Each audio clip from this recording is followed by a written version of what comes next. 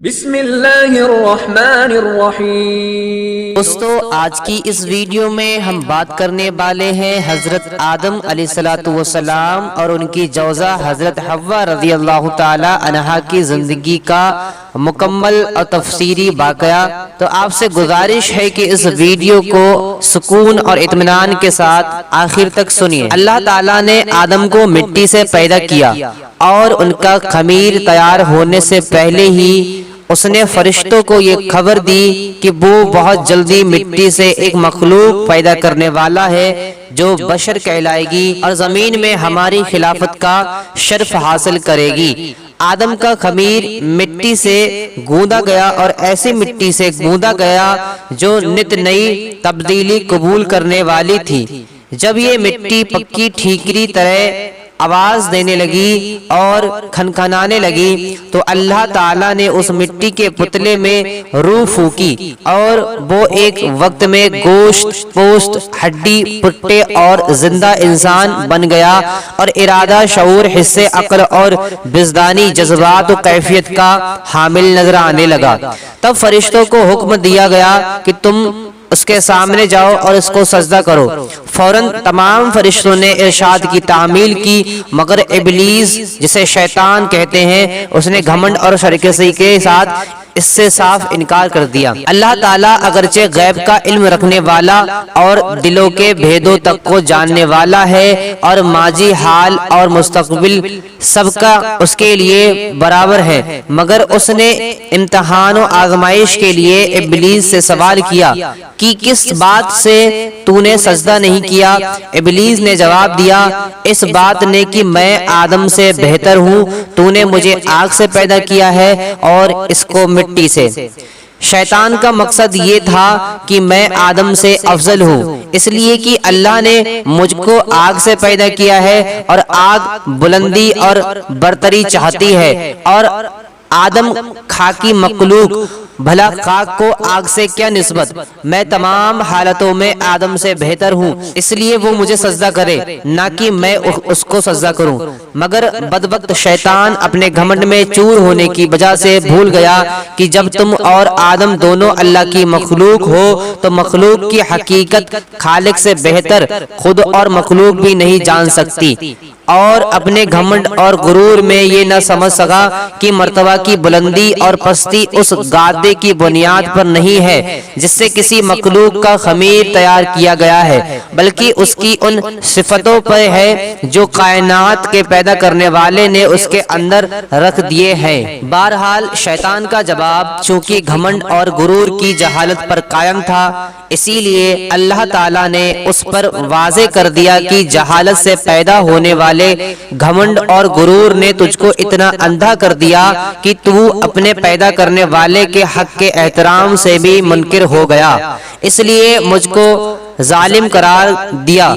بس تو اب اس سرکشی کی وجہ سے ابدی ہلاکت کا حقدار ہے اور یہی تیرا عمل اور قدرتی بدلہ ہے۔ ابلیس نے جب دیکھا کہ کائنات کے پیدا کرنے والے کے حکم کے خلاف کرنے، تکبر اور اللہ پر ظلم کے الزام نے ہمیشہ کے لیے مجھ کو اللہ رب العالمین کی آغوش رحمت سے مردود اور جنت سے محروم کر دیا گیا، تو توبہ اور ندامت کی جگہ اللہ سے یہ درخواست کی کہ قیامت آنے تک مجھ کو مہلت دے اور اس لمبی مدت کے لیے زندگی کی رسی لمبی کر دے۔ اللہ کی حکمت کا تقاضا بھی یہی تھا، اس لیے اس کی درخواست منظور کر لی گئی۔ یہ سن کر اب اس نے پھر ایک بار اپنی شیطانی کا مظاہرہ کیا، کہنے لگا، جب تو نے مجھ کو مردود قرار کر ہی دیا ہے تو جس آدم کی بدولت مجھے یہ رسوائی نصیب ہوئی، میں بھی آدم کی اولاد کی راہ ماروں گا اور ان کے سامنے، پیچھے، آس پاس اور چاروں اور سے ہو کر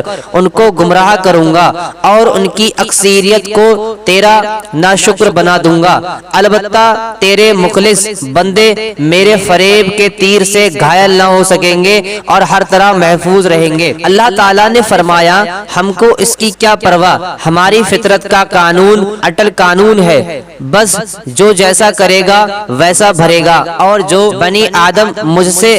رخدارانی کر کے تیری پیروی کرے گا وہ تیرے ہی ساتھ عذاب کا حقدار ہوگا۔ جا اپنی ذلت اور رسوائی اور خراب قسمت کے ساتھ یہاں سے دور ہو اور اپنی پیروکاری کی ابدی لعنت جہنم کا انتظار کر۔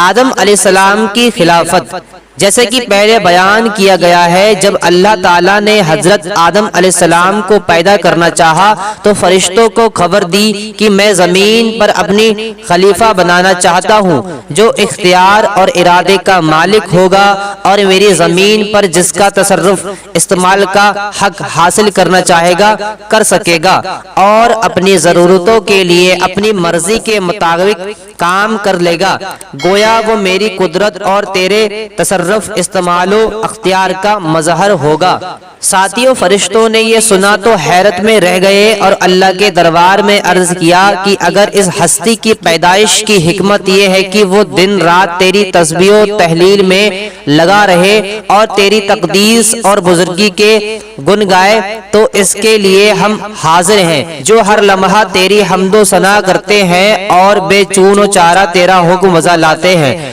ہم کو تو اس خاکی سے فتنہ و فساد کی بو آتی ہے، ایسا نہ ہو کہ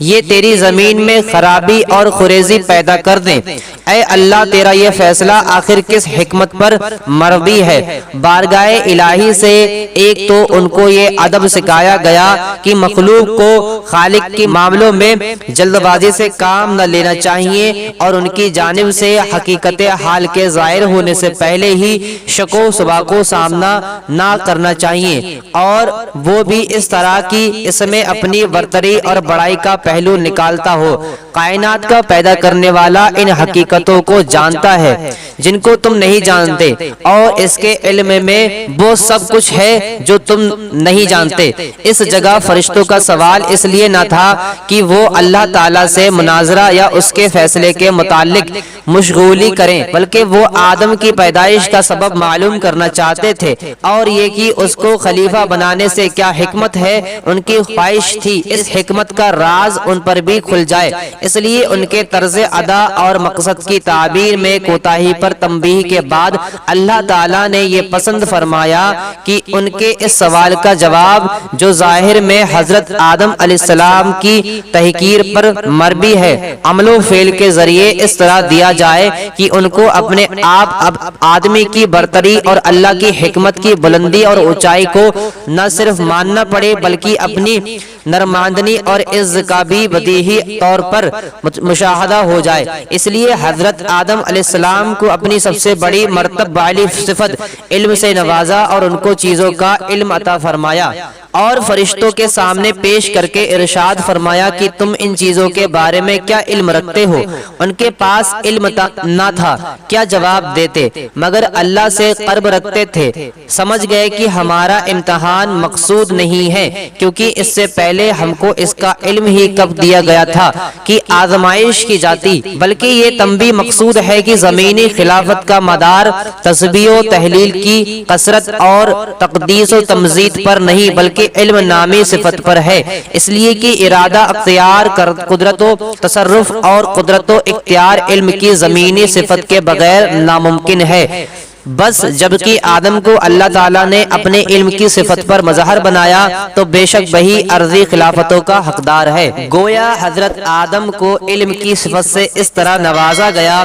کہ فرشتوں کے لیے بھی ان کی برتری اور خلافت کے حق کے اقرار کے علاوہ کوئی راستہ نہ رہا، اور یہ ماننا پڑا کہ بے شک یہ صرف حضرت انسان کے لیے موضوع تھا کہ وہ زمین پر اللہ کا خلیفہ بنے اور ان تمام حقائق، معارف اور علوم و فنون سے واقف ہو کر نیابت و الہی کا صحیح حق ادا کرے۔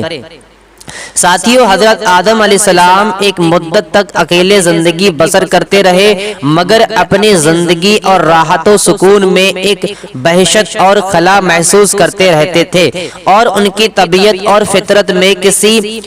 منست اور غمختوار کی یاد نظر آتی تھی۔ چنانچہ اللہ تعالیٰ نے حضرت حوا کو پیدا کیا اور حضرت آدم اپنا ہمدم اور ساتھی پا کر بہت خوش ہوئے اور دل میں اطمینان محسوس کیا۔ حضرت آدم اور حوا کو اجازت تھی کہ وہ جنت میں رہیں سہیں اور اس کی ہر چیز سے فائدہ اٹھائیں، مگر ایک پیڑ کو نشان زد کر کے بتا دیا کہ اس کو نہ کھائیں بلکہ اس کے پاس تک نہ جائیں۔ اب ابلیس کو ایک موقع ہاتھ آیا اور اس نے حضرت آدم اور حوا کے دل میں یہ وسوسہ ڈالا کہ یہ پیڑ جنت کا پیڑ ہے، اس کا پھل کھانا جنت میں ہمیشہ آرام و سکون اور اللہ کا قرب پانے کی ضمانت دیتا ہے، اور قسمیں کھا کر ان کو بتایا کہ میں تمہارا خیر خواہ ہوں، دشمن نہیں ہوں۔ یہ سن کر حضرت آدم کے انسانی اور بشری خواہش میں سب سے پہلے نسیہ بھول چوک نے ظہور کیا اور یہ بھلا بیٹھے کہ اللہ کا یہ حکم ضروری تھا، نہ کہ رب کی اور سے کوئی مشورہ۔ آخر کار جنت کے ہمیشہ قیام اور اللہ کے قرب کے عزم میں لغزش پیدا کر دی اور انہوں نے اس پیڑ کا پھل کھا لیا۔ اس کا کھانا تھا کہ بشری لوازم انسانی ضرورتیں ابھرنے لگی۔ دیکھا تو ننگے ہیں اور لباس سے محروم ہو چکے ہیں۔ جلد آدم حوا دونوں پتوں سے سطر ڈھانکنے لگے، گویا انسانی تمدن کی یہ شروعات تھی کہ اس کو ڈھانکنے کے لیے سب سے پہلے پتوں کا استعمال کیا گیا تھا۔ ادھر یہ ہو رہا تھا کہ اللہ تعالیٰ کا غضب اترا اور آدم سے پوچھ تاچھ ہوئی کہ منع کرنے کے باوجود یہ حکم تم نے کیوں نہیں مانا؟ آدم آخر آدم تھے، اللہ کے دربار کے مقبول تھے، اس لیے شیطان کی طرح مناظرہ نہیں کیا اور اپنی غلطی کو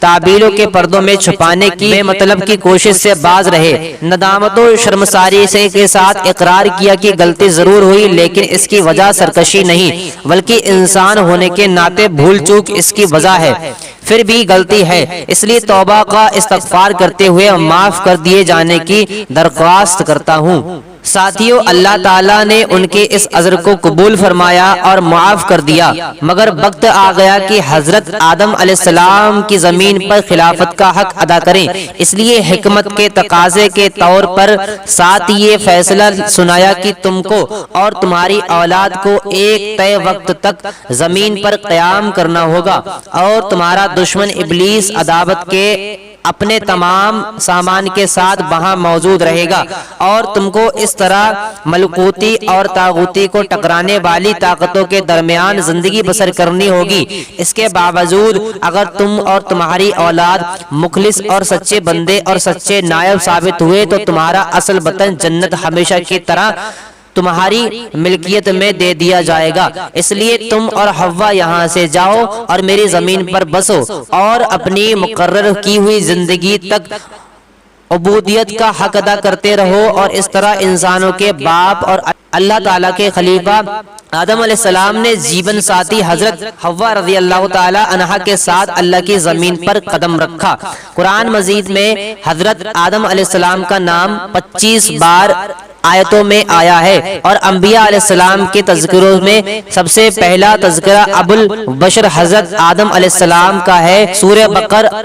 عرافہ، اسراء، کہف اور طٰہٰ میں نام اور صفتوں دونوں کے ساتھ، اور سورہ حجر و صاد میں صرف صفتوں کے ذکر کے ساتھ، اور آل عمران، مائدہ اور مریم اور یاسین میں صرف ضمنی طور پر نام لیا گیا ہے۔ یوں تو آدم علیہ السلام کے واقعے میں انگنت نصیحتوں اور مسئلوں کا ذخیرہ موجود ہے، اور ان کا احاطہ اس مقام پر ناممکن ہے کہ پھر بھی کچھ اہم عبرتوں کی طرف اشارہ کر دینا مناسب معلوم ہوتا ہے۔ اللہ تعالیٰ کی حکمتوں کے بھید انگنت اور بے شمار ہیں، اور یہ ناممکن ہے کہ کوئی ہستی چاہے وہ جتنی ہی اللہ کی بارگاہ میں مقرب ہو ان تمام بھیدوں کو جان جائیں۔ اس لیے اللہ کے فرشتے آدم علیہ السلام کی خلافت کی حکمت کے جان کر نہ ہو سکے، اور جب تک اللہ کی ساری حقیقت سامنے نہ آ گئی وہ حیران و پریشانی میں ہی رہے۔ ساتھیو، اللہ تعالیٰ کی عنایت و توجہ اگر معمولی چیز کی اور بھی ہو جائے تو یہ بڑے سے بڑے مرتبہ اور ذلیل القدر منصب پر پہنچ سکتی ہے، اور شرف و بزرگی کے عہدے سے نوازی جا سکتی ہے۔ خاص کی ایک مٹھی کو دیکھیے اور پھر اللہ سے بنائے ہوئے زمین کے کے خلیفہ ہونے کے منصب پر نظر ڈالیے اور پھر اس کے نبوت و رسالت کے منصب پر نظر ڈالیے، مگر اس کی تبضع کا فیصلہ وقت و اختلافات کی بدولت کا یا حکمت کے بغیر نہیں ہوتا، بلکہ اس چیز کی استعداد کے مناسب بے نظیر حکمتوں اور مساحلتوں کے نظام سے جڑا ہوتا ہے۔ ساتھیوں، انسان کو اگرچہ ہر قسم کا شرف ملا اور ہر طرح کی بزرگی اور بڑپن نصیب ہوا، پھر بھی ان کی پیدائش اور طبعی کمزوریاں اپنی جگہ اسی طرح قائم رہیں اور بشر اور انسان ہونے کی وہ کمزوری اپنی جگہ باقی رہی۔ اصل میں یہ وہ چیز تھی جس نے حضرت آدم علیہ السلام پر اس بزرگی اور بڑے درجے کے ہوتے ہوئے ایسی بھول لگا دی اور وہ ابلیس کے وسوسے میں آ گئے۔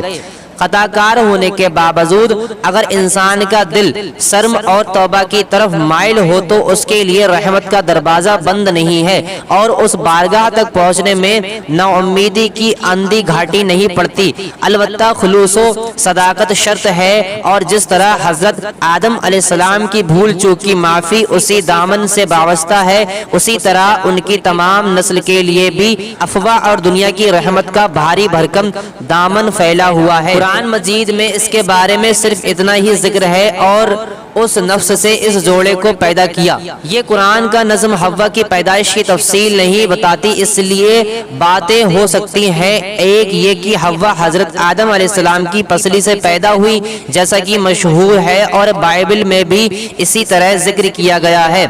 دوسری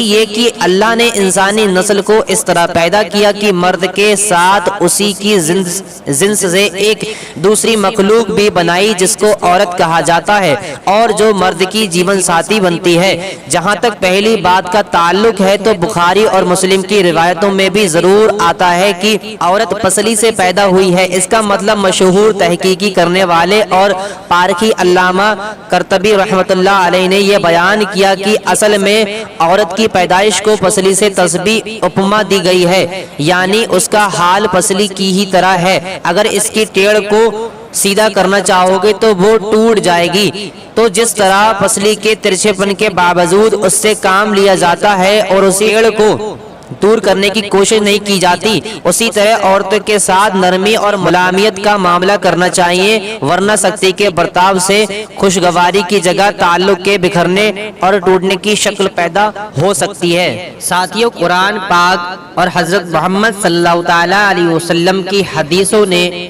جو کچھ ہم کو بتایا ہے اس کا حاصل یہ ہے کہ ہم کو نہ فرشتوں کی تخلیقی حقیقت بتائی گئی اور نہ وہ ہم کو نظر آتے ہیں، البتہ ہمارے لیے یقین اور اعتماد ضروری قرار کر دیا گیا ہے کہ ہم ان کے وجود کو مان لیں اور ان کا مستقبل مخلوق جانیں۔ اسی طرح جن بھی اللہ تعالیٰ کی مستقل مخلوق ہے، جن کی پیدائش کی حقیقت کو ہم پوری طرح نہیں جانتے اور نہ عام انسانی آبادی کی طرح وہ ہم کو نظر آتے ہیں، لیکن قرآن حکیم نے جو تفصیل اس مخلوق کے بارے میں بتائی ہے وہ ہمارے لیے ضروری قرار دیتی ہے کہ ہم یہ اعتقاد اور یقین رکھیں کہ وہ بھی انسان کی طرح مستقل مخلوق ہیں اور اسی کی طرح شرائط پر چلنے کی وہ مجبور بھی ہیں۔ ان کو پیدا کرنے اور بڑھنے کا بھی سلسلہ ہے اور ان میں نیک اور بد بھی ہے۔ قرآن مجید کی آیتوں سے معلوم ہوتا ہے کہ شیطان جن ہی کی نسل سے ہے اور ابلیس شیطان نے اللہ کے سامنے خود یہ مانا کہ اس کی تخلیق آگ سے کی گئی ہے۔ ساتھیوں، آگے کے واقعے کو جاننے کے لیے ہمارے اس چینل کو سبسکرائب کریں اور اس ویڈیو کو لائک کریں۔ تو ملتے ہیں اگلی ویڈیو میں، تب تک کے لیے خدا حافظ۔